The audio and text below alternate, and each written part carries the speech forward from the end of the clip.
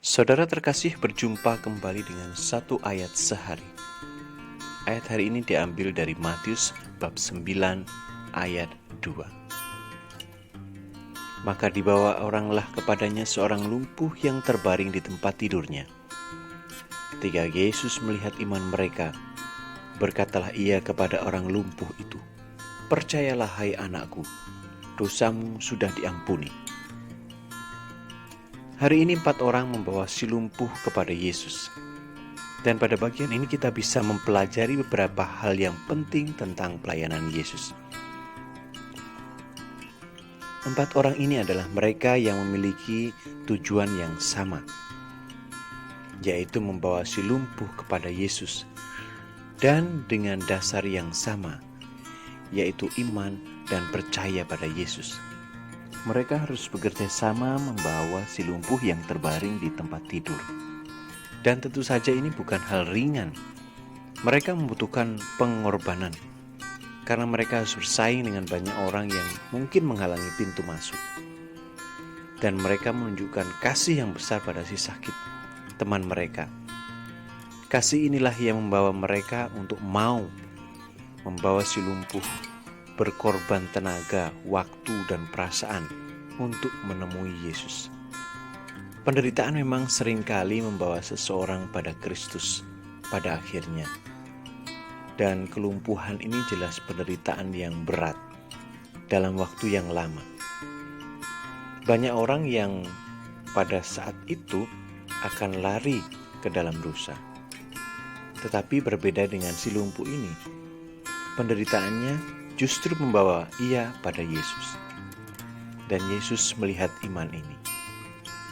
Melihat iman si sakit dan keempat teman yang menggotongnya. Dan Yesus mengatakan, "Percayalah." Dalam beberapa versi digunakan kata "teguhkanlah hatimu" atau "beranikanlah dirimu, bergembiralah." Dan dalam versi Yunani, "teguhkanlah hatimu." Kenapa? Karena dosamu sudah diampuni. Yang menarik adalah si sakit membutuhkan kesembuhan, tetapi yang didapatkan justru dosamu sudah diampuni. Bagi orang-orang Yahudi, mereka sudah mengetahui bahwa ada kaitan yang erat antara dosa dan penyakit. Bahkan secara ekstrim mereka mengatakan bahwa penyakit adalah hukuman dosa. Alkitab memberikan data yang cukup banyak bahwa penyakit disebabkan oleh dosa tertentu. Dan ini tentu saja memojokkan mereka yang sakit.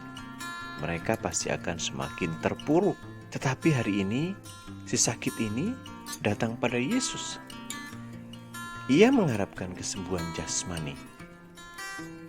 Ia dan teman-temannya tidak akan berpikir tentang pengampunan dosa.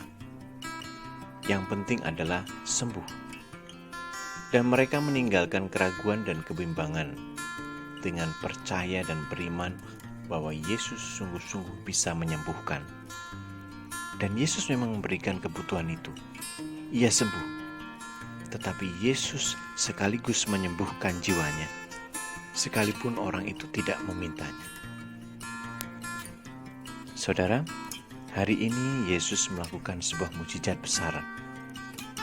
Dan mukjizat adalah sarana orang untuk bertemu dengan Allah. Tetapi yang paling penting adalah mukjizat tidak boleh menggantikan posisi Allah itu sendiri. Mukjizat seharusnya membawa orang untuk tunduk dan menyembah Allah. Dan pada hari ini kita melihat 2 hal sangat penting.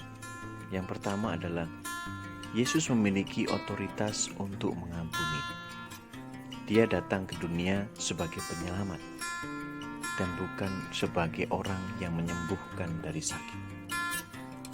Yang kedua, masalah terbesar manusia adalah dosa spiritual dan bukan penyakit fisik. Dosalah yang menyebabkan penderitaan di dunia. Mari hidup di dalam Kristus, agar hidup kita tidak dihancurkan terus-menerus oleh dosa.